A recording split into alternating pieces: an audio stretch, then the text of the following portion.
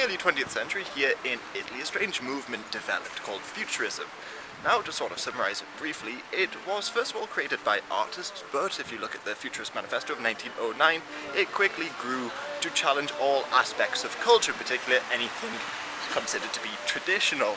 And they were strangely incredibly militaristic. They called war the greatest hygiene of the world, and they joined the fight against Austria in World War I in large numbers. Now, as I said before, they challenged all aspects of Italian culture and tradition, and in terms of music, they got rid of melodies and all that old-fashioned stuff, and they came up with noise concerts.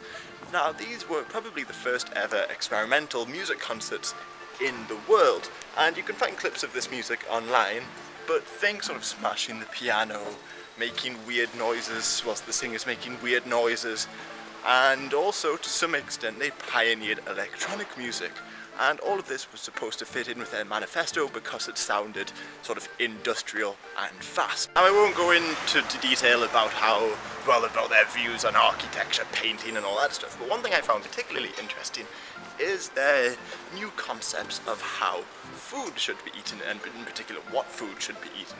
For instance, they thought that pasta should be gotten rid of because it was too weak, it wasn't militaristic and not the food of a warrior.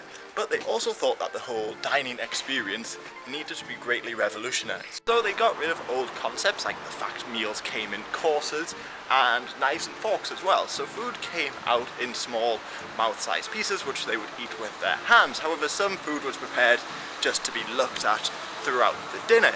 Plus, in some of their meals, they would be sprayed with perfume in the face, and sometimes they would wear clothes made out of different materials, like cork and sandpaper, in order to sort of further enhance the senses.